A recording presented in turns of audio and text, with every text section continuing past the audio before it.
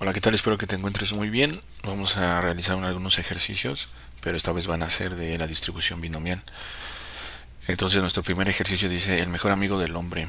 El 40% de todas las familias en Estados Unidos tienen al menos un perro. Y se seleccionan 15 familias al azar para un estudio. Nos preguntan tres incisos: la probabilidad de que exactamente 8 tengan al menos un perro, la probabilidad de que al menos 4 tengan un perro y la probabilidad de que más de 10 tengan al menos un perro.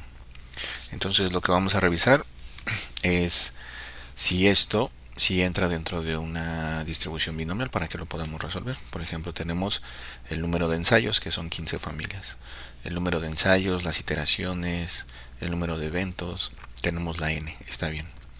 Tenemos una probabilidad de éxito que nos dieron, que es del 40%, y nosotros podemos sacar la probabilidad del fracaso con el complemento, 1 menos p, punto 60. Algo que no escribí aquí, pero que también debemos de tomar en cuenta, si lo recuerdas, es si este es independiente, si estos 15 eventos son independientes. Y si lo son, porque una familia es diferente de la otra familia. Entonces tenemos todo para poder resolverlo por medio de la probabilidad binomial. Las fórmulas de la distribución binomial, vamos a recordarlas, son eh, la combinatoria nk, k siendo el número de éxitos, la probabilidad elevado al número de éxitos por la probabilidad negativa o de fracaso elevado a n menos k. Ya explicamos de dónde salió toda esta fórmula, ¿no? Ya nada más la vamos a aplicar. Entonces vamos con el primer inciso, que dice que sean exactamente 8 familias. Entonces la variable aleatoria que queremos encontrar es que sean 8 familias. Ponemos la combinatoria, que sería 15 sobre 8. 15 es el número de eventos, 8 es la x que estamos buscando, en este caso exactamente 8. La p es de punto .40 elevado a 8, que es la k, y lo multiplicamos por la probabilidad del fracaso, que es punto .60 elevado a 15 menos 8. Hacemos la aritmética. Entonces nos empiezan a dar estos resultados y finalmente nos da esta probabilidad. La probabilidad de que tengan exactamente 8 es de punto .11%, o como lo habíamos resuelto anteriormente, 11 de cada 100. 11 de cada 100 familias podrían tener 8, perdón, ajá, 11 de cada 100 familias caerían en esta categoría, ¿no? Que exactamente 8 familias tengan un perrito. El siguiente inciso es que al menos 4 familias tengan su perrito.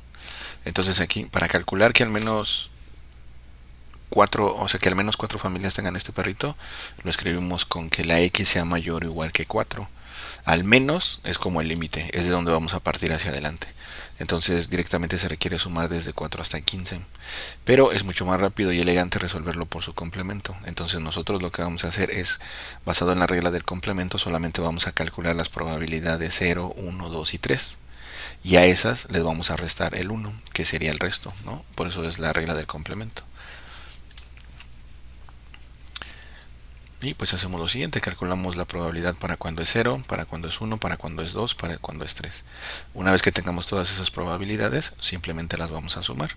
Y esa va a ser la probabilidad. Y a eso, a la suma que nos dé, a 1 le vamos a restar esa suma que nos dé como resultado. Vamos viéndolo. Aquí están los resultados que nos dieron. Este es el total, 0.0905 de la suma de cuando es 0, 1, 2 o 3. Ahora aplicamos la regla del complemento, que sería 1 menos el resultado que nos dio, y nos da 0.90. Entonces es 0.90, 90% o 90 de cada 100. Si aquí tienes duda, pues podrías preguntar, ¿no? Pero sí te contestaría en los comentarios, pero creo que es claro, ¿no? Lo que estamos haciendo. En lugar de que sumemos desde 4 hasta 15, lo que estamos haciendo es sumando desde 0 hasta 3. Ya que tenemos ese número, le restamos 1 porque 1 es el total. Nada más le quitamos la parte y nos está dando el mismo número desde 4 hasta 15. Espero que sea claro. El siguiente inciso dice que más de 10 familias. Entonces aquí lo que vamos a hacer es lo siguiente. Dice: buscamos la probabilidad estricta de que x sea mayor que 10. Esto equivale a sumar las probabilidades desde 11 hasta 15. ¿Por qué no estamos incluyendo 10? Porque no dice que sea mayor o igual. Entonces no lo podemos incluir, nada más desde 11 hasta 15. Entonces calculamos la probabilidad cuando es 11, 12, 13, 14, 15. Y vamos a sumar esas probabilidades y ese va a ser nuestro resultado. Va a responder lo que nos están preguntando. Entonces la probabilidad es de que sea de 0.0093. o lo puedes multiplicar por 100, pero no llega ni siquiera al 1%. Bueno, aquí están las resoluciones completas y están paso a paso. Estamos utilizando la fórmula binomial. Vamos a hacer un segundo ejemplo, un poquito más chacalón, ¿no? Aquí vamos a hablar de la comida rápida y las gasolineras. Dice, el 40% de los viajeros buscan gasolineras visibles desde la carretera. Se selecciona una muestra aleatoria de n igual a 25 viajeros. Aquí está nuestra muestra. Dice, ¿cuál es la media y la varianza? Dice, calcule el intervalo de la media sumándole más o menos dos desviaciones estándar. ¿Qué valores de x caen dentro de esas desviaciones estándar? Y también encuentre la probabilidad de x sea menor o igual que 6 o... mayor o igual que 6 y menor o igual que 14, o sea que está en ese rango, ¿no? Entre 6 y 14, incluyendo 6 y 14 por la igualdad, y compárelo con las reglas de distribución. Estas reglas de distribución son unas reglas de distribución de variables continuas, las cuales no las hemos visto ni siquiera, no hemos visto los ejemplos, pero lo vamos a explicar de manera sencilla, que es lo que están pidiendo cuando dice que lo comparemos con las reglas de distribución. Vamos a continuar, ahora sí vamos a empezar con el ejemplo. Entonces dice los parámetros del problema. Vamos a revisar que esto sea una distribución binomial nuevamente. Tenemos una muestra, son 25 datos, tenemos una probabilidad de éxito del 40%. Con la regla del complemento 1 menos p obtenemos la probabilidad del fracaso. Y nos preguntamos si los eventos son independientes. Pues sí, ¿no? Porque un cliente que va a una gasolinera es independiente del otro. No dijeron que se repetía o que le preguntaban al mismo cliente dos veces. Entonces sí es independiente. Los eventos son independientes uno del otro. Tenemos todo listo para aplicar la fórmula de la probabilidad. Entonces lo primero que nos pide, bueno, sí, tienes razón, en este caso no vamos a aplicar la regla de la probabilidad, nos están pidiendo la media y la varianza. Entonces hay que recordar esas fórmulas. En el caso de la distribución binomial, recuerda que la media es tan sencillo como multiplicar n por p, n siendo las muestras por la probabilidad de éxito, eso nos va a dar la media. La varianza es multiplicar n por p por q, las muestras por la probabilidad de éxito por la probabilidad de fracaso. Y si necesitamos la desviación estándar, nada más tenemos que sacar la raíz cuadrada a la varianza. Entonces esto es un recordatorio de las fórmulas que utilizamos para la media, la varianza y la desviación estándar. Y nos piden que calculemos la media y la desviación estándar. Hacemos la aritmética con base en las formulitas que vimos en la página anterior. Entonces la media es n por p, 25 por punto 40 nos da 10. Entonces la media es de 10. Aquí tenemos la media de 10. 10 visitantes, porque estamos hablando de visitantes, ¿no? O sea, personas que visitan las gasolineras. Que visualizan las gasolineras. Y la varianza es de 6. Después de multiplicar n por p por q nos da 6. Y la desviación estándar es la raíz cuadrada de 6, que nos da 2.44 aproximadamente. 2.4495. Son 10, 6 y 2. El inciso A. El inciso B nos pide lo siguiente, que era los intervalos de la media, ¿no? Sumándole más o menos dos desviaciones estándar. Vamos a dibujar aquí la recta numérica para que podamos visualizar lo que es lo que nos están pidiendo. Entonces nos dice el intervalo de la media. ¿Cuánto era la media? Era 10. Más o menos dos desviaciones estándar. Entonces una desviación estándar era 2.4495. Como nos piden 2, entonces lo multiplicamos por 2. Y aquí tenemos el rango. 2 por 2.4495 nos da 4.899. Entonces lo único que nos están pidiendo es el rango para el intervalo de la media, más o menos dos desviaciones estándar. Después de hacer esta aritmética, ya tenemos la media y tenemos las dos desviaciones estándar. Entonces lo que vamos a hacer es que a 10 le vamos a sumar 4.899 y nos va a dar el más, o sea, se va a ir a la derecha. Entonces estamos aquí en 10, que está pintado en azul, que tiene el símbolo de mu, que es la media, y le sumamos 4.89, lo tenemos por aquí, ¿no? 14.90 para cerrarlo, esa es una aproximación. Aquí tenemos una media más dos desviaciones estándar, o sea, hasta aquí llegaría. Ahora hacemos lo mismo, pero esta vez le vamos a restar. A 10 le vamos a quitar 4.899. Entonces lo que nos va a dar es 5.101 aproximadamente, ¿no? Que sería 5.10 para redondearlo. Entonces del lado izquierdo tenemos nuevamente en azul el 5.10 y tenemos la media menos dos desviaciones estándar. Entonces nos están pidiendo este rango y nos están preguntando además cuáles son los números enteros que caen dentro de ese rango. Entonces aquí claramente dentro de la recta se puede ver que son a partir del 6 al 14.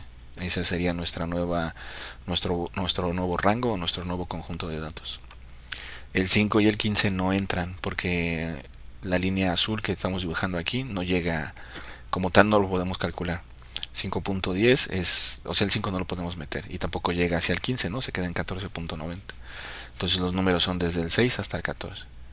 Entonces también espero que esto te haya quedado claro. Simplemente estamos haciendo aritmética y de la media le estamos sumando dos desviaciones estándar y de la media le estamos restando dos desviaciones estándar.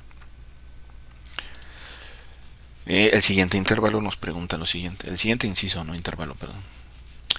Nos dice cuál es la probabilidad de que x esté mayor o igual que 6 y que sea menor o igual que 14. Bueno, aquí sí tendríamos que aplicar la fórmula de la probabilidad binomial, la cual vimos en los ejercicios anteriores. Entonces nada más le aplicas la probabilidad a que sea menor o igual que 6 y que sea mayor o igual que 6, perdón, o sea de 0 hasta 6 y que sea menor o igual que 14, y lo único que vas a hacer es una resta. Lo más grande, que sería que sea menor o igual que 14, le vas a restar la otra probabilidad y entonces ese va a ser el rango en el que vas a estar. Es simplemente una resta, pero aquí sí tienes que aplicar la fórmula de la probabilidad a cada uno. Primero calculas que x sea mayor o igual que 6 y luego calculas que x sea menor o igual que 14. Entonces nada más le restas primero la probabilidad que te haya dado de que sea menor o igual que 14 y le quitas la probabilidad de que sea mayor o igual que 6. Entonces eso te va a dar una nueva probabilidad. Entonces, ¿cuál es la probabilidad de que x sea mayor o igual que 6 y menor o igual que 14 después de haber hecho la aritmética y de que apliques la fórmula? Es del 93.62%. Ahora, también nos decía que comparáramos con las otras distribuciones. Estas dos distribuciones las vamos a ver cuando veamos el capítulo de las variables continuas. Una es la de Chebyshev. Esta sí cumple porque antes de explicar la de Chebyshev, porque no recuerdo los números exactamente, vamos a explicar esta de la regla empírica o la forma de montículo.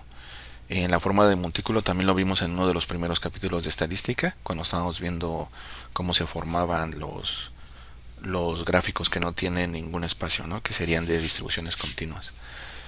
Entonces explicábamos que por qué tienen esta forma de la campana y que son simétricas, etcétera, etcétera. Y ahí dijimos que existía esta regla, la regla empírica, que nos dice que más una o menos una desviación estándar cae dentro del 65%.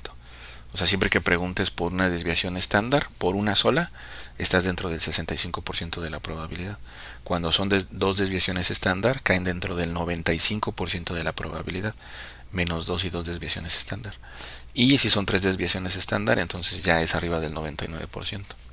Entonces aquí al compararlo, como nos dice que tienen una probabilidad del 93.62%, está muy cerca de la regla empírica, porque, o sea, está dentro de menos 2 y 2 desviaciones estándar. Eso es lo que nos piden comparar. No nos piden que expliquemos más, pero pues está muy cerca del 93%. La regla empírica dice que para estar dentro del 95% tienes que estar entre menos 2 y 2 desviaciones estándar. Y en el caso de la distribución de Chebyshev, ellos dicen que 2 desviaciones estándar menos o más 2 desviaciones estándar están dentro del 75%. Y pues sí lo cumplen, ¿no? Porque nosotros obtuvimos 93% y en la distribución de Chebyshev dice que tienes que estar dentro del 75%. Eso te lo están preguntando porque en el gráfico que estábamos viendo con la recta numérica veíamos que está entre menos 2 y sumándole menos 2 y más 2 desviaciones estándar. Es la razón por la que nos preguntaban y aquí nos preguntan que lo comparemos junto con estas reglas. Estas comparaciones teóricas o estas dos distribuciones de Chebyshev y la regla empírica lo vamos a ver más a detalle con las variables continuas. Y pues bueno, esto es lo que tenía preparado para estos dos ejemplos. Yo espero que te hayan ayudado bastante y que no te hayan dejado con más dudas. Para todos la luz, para todos todo.